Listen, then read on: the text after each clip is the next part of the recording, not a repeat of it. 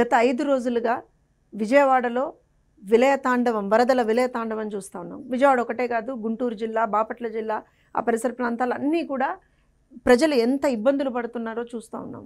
ఖచ్చితంగా ప్రజల్ని ఆదుకోవాల్సినటువంటి అవసరం, బాధ్యత మన మీద ఉంది. కాబట్టి ఇవాళ రోజున ప్రభుత్వంలో ఉన్నటువంటి ప్రతి ఒక్కళ్ళు, అధికారులు కావచ్చు, వాలంటీర్స్ కావచ్చు, ప్రభుత్వంలో ఉన్నటువంటి మంత్రుల దగ్గర నుంచి ముఖ్యమంత్రి వరకు కూడా ఆన్ ది గ్రౌండ్ ఉండి ప్రజలకి సహాయ సహకారాలు అందిస్తున్నారు, వాళ్ళని ఆదుకుంటున్నారు. కానీ ఇలాంటి వరదల్లో కూడా బురద రాజకీయం చేస్తున్నటువంటి కొంతమంది రాజకీయ నాయకుల గురించి కూడా మాట్లాడుకోవాల్సినటువంటి అవసరం ఉంది. ఇవాళ ఒక్కసారి ఇతను మాజీ ముఖ్యమంత్రి, నీళ్లు దూరాయి కాబట్టి నీళ్ళు వచ్చాయి కాబట్టి పబ్లిసిటీ అని చెప్తూ కలెక్టర్ కార్యాలయంలో నేను అడుగుతున్నాను.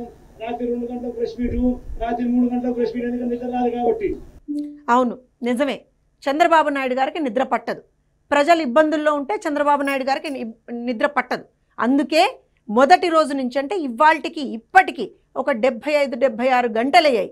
ఇప్పటికీ కూడా ప్రజల మధ్య ఉంటూ, ప్రజలు నీళ్లల్లో ఉంటే తను వాళ్ళతో పాటు నీళ్లలో ఉంటూ వాళ్ళని ఏ రకంగా కాపాడుకోవాలి అని తపన పడుతున్నటువంటి వ్యక్తి రాష్ట్ర ముఖ్యమంత్రి వర్యులు నారా చంద్రబాబు నాయుడు గారు. నీలాగా 5 సంవత్సరాల్లో ఒక్కసారి కూడా ప్రెస్ మీట్ పెట్టకుండా, ఇలాంటి వరదలు ఎప్పుడన్నా వచ్చినప్పుడు నేను రాను బాబోయ్, నాకు భయం బాబోయ్, నేను రాను, నేను ఇక్కడ కూర్చొని ఏసీ రూముల్లో కూర్చొని ఏదో సమీక్ష ఇది అది అని చెప్పేసి కాలం గడిపేస్తాను, అయిపోయిన తర్వాత 15 రోజుల తర్వాత, అంటే ఆల్మోస్ట్ ఇంకా మొత్తం అంతా అయిపోయిన తర్వాత అప్పుడు వచ్చి ఒక షో, ఇందాక నువ్వు అన్నావు చూసావా ఒక మాట, ఆర్భాటం చేసేది నువ్వు. సిగ్గు లేకుండా బయటకు వచ్చి చంద్రబాబు నాయుడు గారికి నిద్ర పట్టదు కాబట్టి ప్రెస్ మీట్లు పెడుతున్నాడు అంటున్నావా? అవును, మరి ప్రజల ఇబ్బందుల్లో ఉంటే ఒక నాయకుడికి ఎలా నిద్రపడుతుంది? ఆ జగన్ చెప్పు నువ్వు. ఆ మనిషి చంద్రబాబు నాయుడు గారు గత 5 రోజుల నుంచి కూడా ప్రజలు ఇబ్బందులు పడుతున్నారని, చంటి బిడ్డలు ఇబ్బంది పడుతున్నారని, పాపం బోటుల్లో కాదు, నడకన కాదు, జేసీబీల్లో కాదు, ఎక్కడికక్కడ ప్రజల్ని ఎలా ఆదుకోవాలి అని చెప్పి ఆయన చూస్తూ ఉంటే బయటకు వచ్చి సిగ్గు లేకుండా రాజకీయం మాట్లాడతావా? ఇది రాజకీయాలు మాట్లాడే సమయమా? ఏం జగన్మోహన్ రెడ్డి, ఇది రాజకీయాలు మాట్లాడే సమయమా? బుద్ధుండక్కర్లా? నువ్వు అసలు మాజీ ముఖ్యమంత్రివేనా? అసలు ముఖ్యమంత్రిగా చేసావా? రాష్ట్రానికి ఏం వెలగబెట్టావయ్యా నీ టైంలో 5 సంవత్సరాల్లో? అన్నమయ్య డ్యామ్కి బ్రీచ్ అయినప్పుడు కనీసం 15 రోజుల వరకు నువ్వు ఆ బాధితుల దగ్గరికి నువ్వు వెళ్ళలేదు. కనీసం వాళ్ళకి ఏ విధమైనటువంటి సహాయ సహకారాలు అందించలేదు. 15 రోజుల తర్వాత కూడా రెడ్ కార్పెట్లు పరిపించుకొని, బ్యారికేడ్లు వేయించుకొని, అట్లా కాదు నువ్వు వెళ్ళింది. వరదల్లో పంట నష్టం జరిగింది అని అంటే ఆ పంట నష్ట సర్వేకి వెళ్ళి అక్కడ కూడా రెడ్ కార్పెట్లు వేయించుకున్నావు, టెంట్లు వేయించుకున్నావు. ఇది నీ హిస్టరీ. నువ్వు వచ్చి వాళ్ళ రోజున చంద్రబాబు నాయుడు గారి గురించి ఇంకోళ్ళ గురించి మాట్లాడుతున్నావా? ఇది నీ ఒక్కడికే పరిమితం కాలా, నీ పార్టీలో చాలా మంది. ఎందుకని అంటున్నావంటే ఇంకో ఈ ఒకటి నీ పార్టీలో ఇంతమంది ప్రాణాలు పోవడానికి ఈ రాష్ట్ర ప్రభుత్వం కారణం కాదని నేను అడుగుతున్నాను. ముఖ్యంగా మంత్రుల విహారయాత్రలు, హాలిడేస్ ఎంజాయ్ చేయడంలో ఉన్న చిత్తశుద్ధి రాష్ట్ర ప్రజల మీద లేదు అని నేను గట్టిగా చెప్పగలను. మంత్రులు విహారయాత్రల్లో ఉన్నారు. అసలు నువ్వెక్కడున్నావు తల్లి? నువ్వెక్కడున్నావు? 5 రోజుల నుంచి ప్రజలు ఇబ్బందులు పడుతుంటే నువ్వెక్కడున్నావు? ఇది చెప్పు రోజా, ఎక్కడున్నావు అసలు నువ్వు? ఇవాళ మంత్రులు విహారయాత్రల్లో ఉన్నారా? ఎవరి గురించి అయితే నువ్వు మాట్లాడావు ఆ వీడియో కూడా నేను ప్లే చేస్తాను. లోకేష్ గారి గురించి ఏం మాట్లాడిందో. నారా లోకేష్ గారు ఎక్కడున్నారు? కలెక్టరేట్లో సమీక్ష చేస్తూ ఉన్నారు. అలానే ఎందుకు చెప్తున్నానంటే ప్రజలకు కూడా నిజాలు తెలియాల్సినటువంటి అవసరం ఉంది.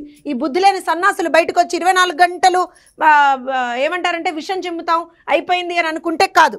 ఒకసారి చూడండి, ఇది నారా చంద్రబాబు నాయుడు గారు ప్రజల మధ్యన, ప్రజల కోసం అర్ధరాత్రి 12:30-1 గంట ప్రాంతం ఇది. ఇలా మీరు చూస్తూ వెళ్తుంటే కంటిన్యూస్గా ఆయన ప్రజల మధ్య నుంటూ ప్రజల కోసం ఆయన పాటుపడుతుంటే లోకేష్ గారు సమీక్ష చేసుకుంటూ మొత్తం కోఆర్డినేషన్ చేసుకుంటూ ఆయన ఇవాల్టి రోజున ఇవన్నీ ఎందుకు చెప్తున్నాము అని అంటే తెలియని పనికి మాలిన సన్నాసులు కొంతమంది బయటకు వచ్చి మాట్లాడుతున్నారు కాబట్టి. ఇది మొదటి రోజు మంగళగిరిలో. ఎందుకు అంటే అనగాన్ సత్యప్రసాద్ గారి గురించి కూడా మాట్లాడారు. రెవెన్యూ శాఖ మార్చులు ఏం చెయ్యట్లేదు అని మాట్లాడారు. అందుకే చెప్తున్నాం, ఇవన్నీ కూడా అందరం గమనించుకోవాల్సినటువంటి అవసరం ఉంది. Every minister is on the ground. ఎందుకు మాట్లాడుతున్నానంటే ఒక్కసారి అసలు మినిస్టర్ల గురించి రోజా ఏం మాట్లాడిందో కూడా చెప్దాము. ఒక్క నిమిషం.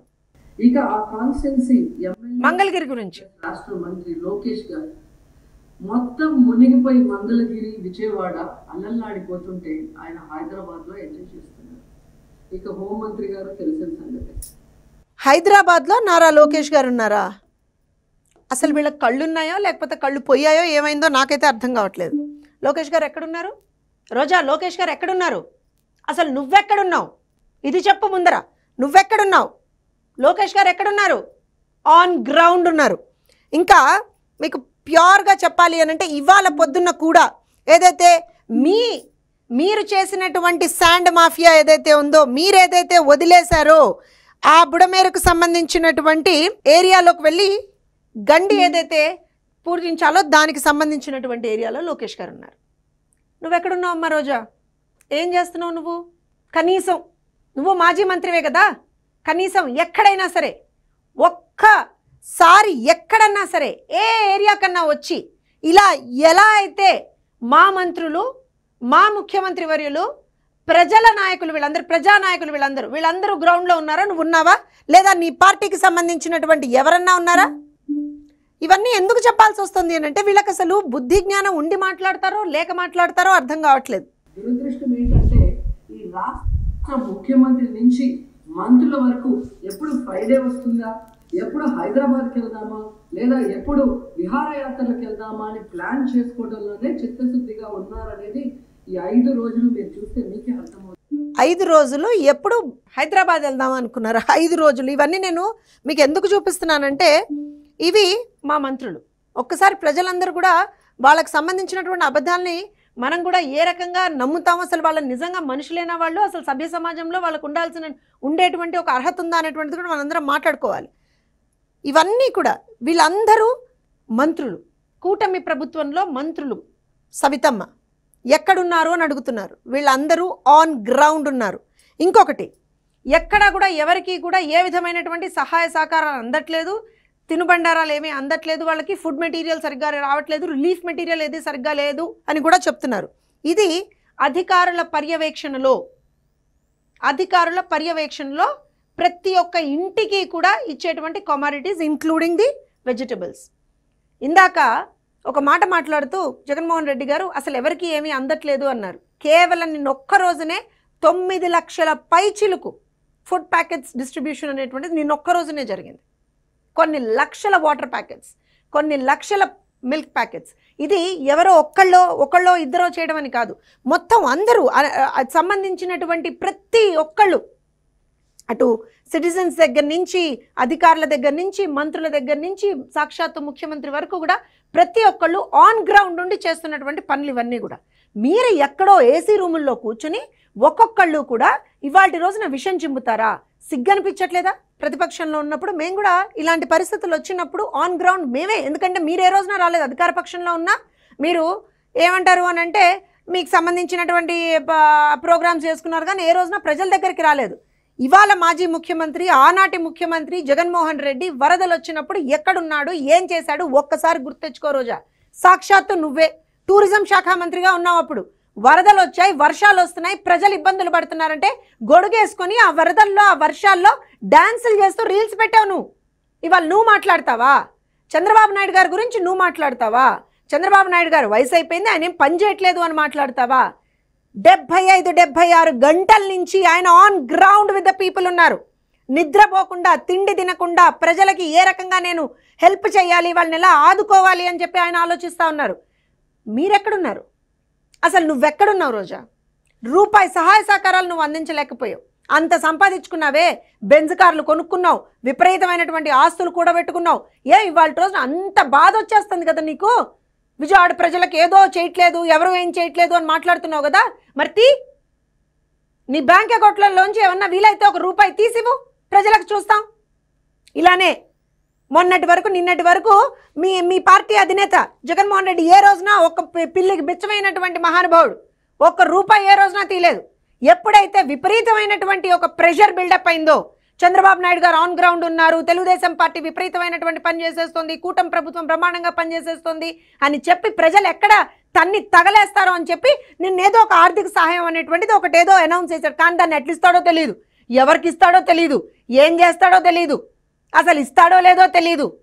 ఈ మాట ఎందుకు మాట్లాడాల్సి వస్తుంది అని అంటే మీ జగనన్నకి ఇందాక అన్నావు కదా, మా జగనన్న. మీ జగనన్నకు ఉన్నటువంటి క్రెడిబిలిటీ అట్లాంటిదమ్మా. హుద్హుద్ తుఫాన్ వచ్చినప్పుడు 50 లక్షలు నేను అనౌన్స్ చేస్తున్నాను, అని చెప్పి ఆ రోజున అనౌన్స్ చేశాడు. ఇచ్చాడా? ఎక్కడిచ్చాడు చూపించండి. రూపాయి ఇవాళ వరకు దానికి సంబంధించింది రూపాయి ఎక్కడ ఎవరికి ఇచ్చినటువంటి దాఖలాలు లేవు. ఇవాళ మీరు మాట్లాడతారా? విజయవాడలో మరి మీ పార్టీకి సంబంధించినటువంటి ప్రజాప్రతినిధులు ఎవరైతే మంత్రులుగా కూడా పనిచేసినటువంటి వ్యక్తులు ఉన్నారు కదా, 5 రోజుల నుంచి వాళ్ళు ఎక్కడున్నారు? మీరేమో ఇళ్లలో కూర్చొని గాడిదలు కాయండి, మళ్ళీ వచ్చి బయటకు వచ్చి పిచ్చివాగుడు వాగండి. 24 గంటల్లో ప్రభుత్వం మీద విషం చిమ్మండి. సిగ్గనిపించట్లేదా? ఎందుకు ఇంత బురద రాజకీయం? ప్రజలు ఇబ్బందుల్లో ఉంటే కూడా మీకు రాజకీయమే కావాలా? ప్రజలు అలా అల్లల్లాడిపోతుంటే కూడా మీకు రాజకీయమే కావాలా? ఏం రాజకీయం కొన్ని రోజులు చెయ్యకపోతే చచ్చిపోతారా? ఏం ప్రజలకు సేవ చేసుకుంటే మీకేమి ఏమాత్రం కూడా అది సేవ చేసుకోవాలనేటువంటి కాన్సెప్టే మీకు రావట్లేదా? మీరు చెయ్యరు, చేసే వాళ్ళని విమర్శిస్తారు. అంటే ఏంటి మీ ఉద్దేశం? ఈ ఫేక్ ప్రొపగాండాలు, దొంగ ప్రొపగాండాలు, గాలి మాటలు ఇప్పటికైనా మానుకోకపోతే ప్రజలు ఏ రకంగా అయితే మిమ్మల్ని ఈడ్చుకొట్టి తన్నారో రేపు పొద్దున్న కనీసం అసెంబ్లీలోకి అడుగు పెట్టడానికి కూడా అవకాశం ఉండదు మీ పార్టీకి. అది గుర్తుపెట్టుకోండి.